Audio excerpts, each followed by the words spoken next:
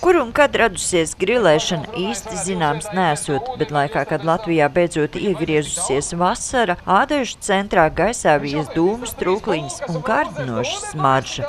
Bet no kurienes vispār tā grilēšana ir nākusi, kur viņai dzimtenē?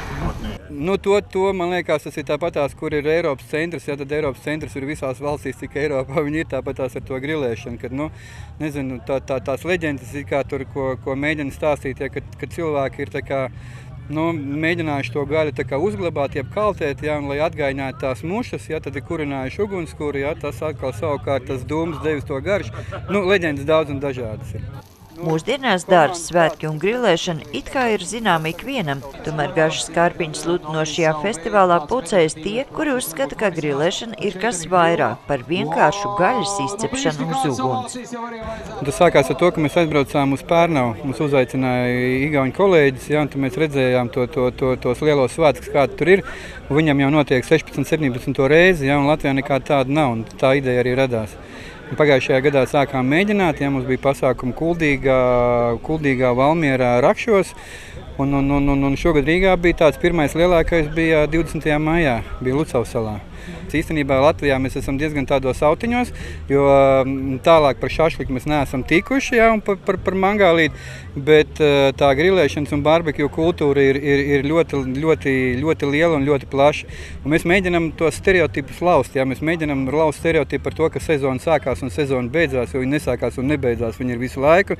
Ja, to, kad mēģinam stāstīt, ka grili ir ļoti daudz un dažādi, ja, kad ir gāzes grili, ir malkas grili, ir ogļu grili, tagad ir jaunums, ir granulu grili, ja, un ka grilēt var ne tikai gaļu, ja, grilēt var visu ko īstenībā. Mēs vēlāk arī mēģināsim kāpostu pagrilēt, ja, kas izraisa vislielākos brīnumus, bet ļoti garšīgi sanāk. Neviens no festivāla dalībniekiem nav profesionāls pavārs, bet visiem ir gana liela pieredze un vēlme apmainīties ar informāciju. Žūrija atzīst, ka tā jau arī rodas jauns recepts un meistari. No grilēšana, ko mācēt, nemācēt, ir galvenais ir tā gribēšana, un reizēm sanāk, reizēm nesanāk, arī profesionāliem reizēm sanāk, nesanāk. Bet ar to pieredzi mēs strādājam, mēs mēģinām jaunas lietas.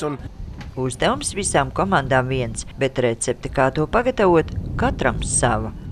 Mūsu receptes noslēpuma pamatā ir sagatavot, lai būtu klāt vēl viss kaut kas, jo grilēta gaļa ir garšīga, kad viņai klāt dārzenīši, mērcītes, marinēti sīpoliņi, un pati tā gaļa ir tikai puse no tā garšīgā, jo dārzenis vienmēr piedod gaļai to garšīgo klāt.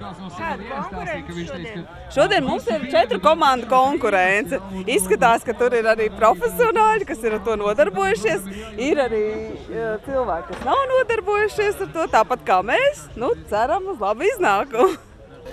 No Džozefa komandas žūrija gaida ko īpašu, jo, lai arī jau 14 gadus viņš dzīvo Latvijā, viņa dzimtā puse ir Šrilanka. Nē, man vispār es neesmu nekāda profesionāla. Tas ir mūsu hobijs, un mēs ar sievu mums ļoti patīk taisīt ēst, un speciāli grilēšana ar draugi, pasēdēt ārā foršā laikā, un jā, tā mēs piedalāmies. Taņa kungs jau skatījās uz jums ar tādu iedvesmojošu aci, ka tur vajadzētu nākt kaut kam īpašam. Tā varētu būt? Es domāju, ka būs kaut kas īpašam, jā, jo tā mērts ir pašs taisīto, mājas mērts, barbekju mērts. Un viņš ir, man liekas, ka vienīgi, kas ir kupināts 2 stundas pārējā viss cepa, es kupināju, jā. Džozefs atzīst, ka mazliet gan nācies pieklusināt iedzimto garšas kārpiņu vēlmes, bet pamanīs, ka pēdējā laikā grilēšanas moda mazliet mainījusies. Pēdējā laikā arī daudz dārzeni parādās uz grilu. Bet jā, visādas ribiņas vislabāk, tad vistiņi, jā, šķinčīši, zivi ļoti garšīgi arī. Un, dārzeni grilēto, dārzeni kukurūs garšīgi ar visādi, baklažāni, zukīni, jā, tā. Visāds. Jāpiebilst, ka grilētāju festivāls notika Country dienā, tāpēc visas dienas garumā ik pa brīdim visu uzmanību tika pievērsta skatuvei, uz kuras deju soļus rādīja sabraukušās līniju dejotāju grupas.